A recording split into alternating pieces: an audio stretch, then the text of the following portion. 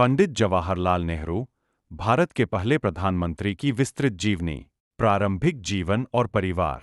पंडित जवाहरलाल नेहरू का जन्म 14 नवंबर 1889 को उत्तर प्रदेश के इलाहाबाद, अब प्रयागराज, में हुआ था। उनके पिता, मोतीलाल नेहरू, एक प्रमुख वकील और भारतीय राष्ट्रीय कांग्रेस के वरिष्ठ नेता थे। उनकी माता का नाम स्वरूपरानी नेहरू था, जो एक साधारण परिवार से थीं। नेहरू परिवार कश्मीरी ब्राह्मणों के प्रतिष्ठित वंश से संबंधित था।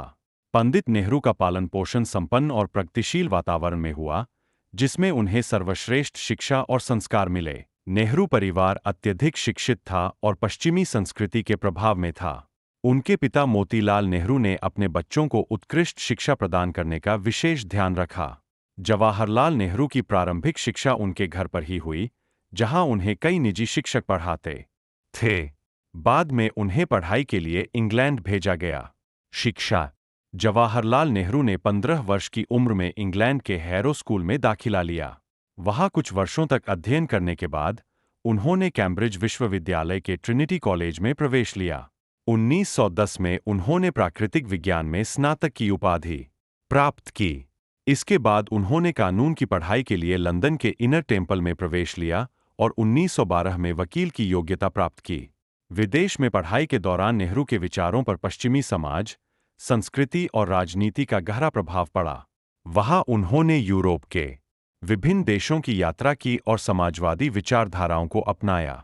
इस दौरान उन्होंने दुनिया के बड़े विचारकों और नेताओं के विचारों का अध्ययन किया, जिससे उनके भीतर एक समाजवादी और लोकतांत्रिक दृष्टिकोण विकसित हुआ। स्वतंत्रता संग्राम में योगदान।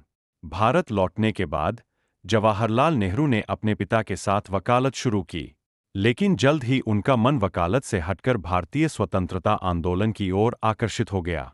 1916 में उनका महात्मा गांधी से पहली बार संपर्क हुआ, जो भारत के स्वतंत्रता संग्राम में एक निर्णायक मोड़ था। गांधी जी के नेतृत्व में हो रहे असहयोग आंदोलन से प्रेरित होकर नेहरू ने पूर्ण रूप से राजनीति में प्रवेश कर लिया। 1920 के दशक में नेहरू भारतीय राष्ट्रीय कांग्रेस के प्रमुख नेता बन गए। वह विभिन्न आंदोलनों में सक्रिय रहे, जिनमें असहयोग आंदोलन और सविनय अवज्ञा आंदोलन प्रमुख थे। 1929 में उन्हें लाहौर में भारतीय राष्ट्रीय कांग्रेस का अध्यक्ष चुना गया, जहां उन्होंने पूर्ण स्वराज, पूर्ण स्वतंत्रता का प्रस्ताव पारित किया।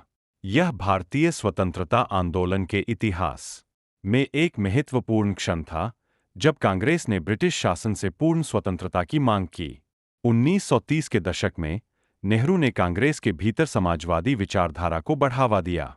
वह चाहते थे कि आजाद भारत एक धर्मनिरपेक्ष और समाजवादी राष्ट्र हो, जहां आर्थिक समानता और सामाजिक न्याय के सिद्धांतों का पालन किया जाए।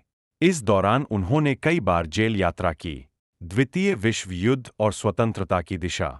द्वितीय विश्व युद्ध के दौरान नेहरू और गांधी जी के विचारों में थोड़ा मतभेद हुआ। गांधी जी ने युद्ध के दौरान ब्रिटिश सरकार का समर्थन नहीं किया, जबकि नेहरू ने फासीवाद के खिलाफ ब्रिटेन का समर्थन किया, लेकिन वह चाहते थे कि ब्रिटेन पहले भारत को स्वतंत्रता दे। इसी समय क्रिप्स मिशन विफल रहा और इसके बाद भारत छोड़ो आंदोलन की घोषणा की गई। नेहरू को 1942 में इस आंदोलन के दौरान गिरफ्तार किया गया और 1945 तक जेल में रहे। द्वितीय विश्व युद्ध के बाद भारतीय स्वतंत्रता संग्राम एक निर्णायक मोड़ पर पहुंच गया। ब्रिटिश सरकार पर स्वतंत्रता देने का दबाव बढ़ता गया और अंततः 1947 में भारत स्वतंत्र हो गया। जवाहरलाल नेहरू स्वतंत्र भारत के पहले प्रधानमंत्री बने। प्रधानमंत्री के रूप में भूमिका। 15 अगस्त 1947 को भारत की आज़ादी के बाद नेहरू ने प्रधानमंत्री के रूप में शपथ ली। उनका प्रधानमंत्रित्व काल भारतीय लोकतंत्र की नींव रखने और राष्ट्र के निर्माण में अत्यधिक महत्वपूर्ण था। उनकी नीति का मुख्य उद्देश्य देश को आर्थिक रूप से मजबूत बनाना, विज्ञान और प्रौद्योगिकी को प्रोत्साहित करना और एक धर्मनिरपेक्ष और लोकतांत्रिक व्यवस्था को स्थापित करना था।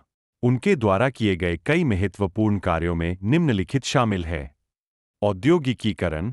नेहरू ने भारी उद्योगों की स्थापना को प्राथमिकता दी। उनके कार्यकाल में भारत में सार्वजनिक क्षेत्र की कंपनियों की स्थापना हुई और पंचवर्षीय योजनाओं के माध्यम से आर्थिक विकास को गति मिली। विज्ञान और प्रौद्योगिकी। नेहरू का विश्वास था कि विज्ञान और प्रौद्योगिकी के क्षेत्र में प्रगति भारत को आत्मनिर्भर बना सकती है। उन्होंने वैज्ञानिक अनुसंधान और उच्च शिक्षा के संस्थानों की स्थापना की, जैसे कि IIT, भारतीय प्रौद्योगिकी संस्थान। गुटनिरपेक्ष आंदोलन। नेहरू ने अंतर्राष्ट्रीय स्तर पर गुटनिरपेक्ष आंदोलन की नींव रखी। यह आंदोलन उन देशों के लिए था जो अमेरिका और सोवियत संघ के बीच चल रहे शीत युद्ध में किसी गुट में शामिल नहीं होना चाहते थे। इस आंदोलन के द्वारा भारत ने अपनी स्वतंत्र विदेश नीति को लागू किया। धर्मनिरपेक्षता। नेहरू ने भारतीय समाज में धर्मनिरपेक्षता को बढ़ावा दिया। उनका मानना था कि भारत की विविधता ही उसकी सबसे बड़ी शक्ति है, और उन्होंने एक ऐसे समाज का निर्माण किया जिसमें सभी धर्मों और जातियों के लोगों को समान अधिकार मिले। कृषि सुधार। नेहरू के कार्यकाल में कृषि क्षेत्र में भी कई सुधार किए गए, जैसे कि हरित क्रांति की शुरुआत, जिससे भारत खाद्यान्न उत्पादन में आत्मनिर्भर हो सका। नेहरू और कश्मीर समस्या। नेहरू के प्रधानमंत्रित्व काल में कश्मीर समस्या भारत की प्रमुख चुनौतियों में से एक रही।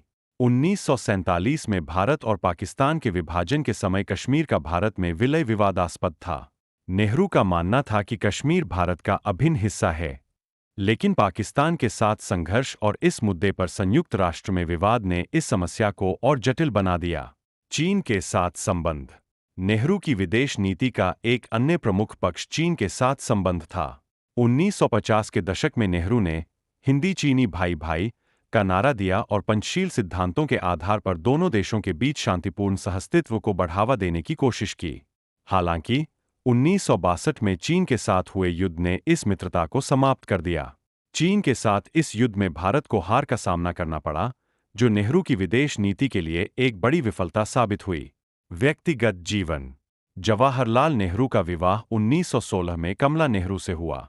कमला नेहरू स्वतंत्रता संग्राम में सक्रिय थी और उन्होंने भारतीय महिलाओं को संगठित करने का कार्य किया। 1936 में कमला नेहरू की मृत्यु हो गई।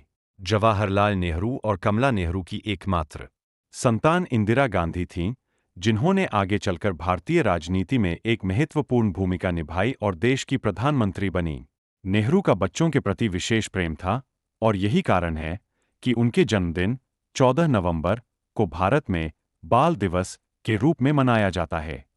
बच्चों के प्रति उनका यह लगाव उन्हें चाचा नेहरू के रूप में लोकप्रिय बना गया। मृत्यु। जवाहरलाल नेहरू का स्वास्थ्य उनके अंतिम वर्षों में लगातार बिगड़ता गया। 27 मई 1964 को दिल का दौरा पड़ने से उनकी मृत्यु हो गई। उनकी मृत्यु के साथ भारतीय राजनीति के एक युग का अंत हुआ।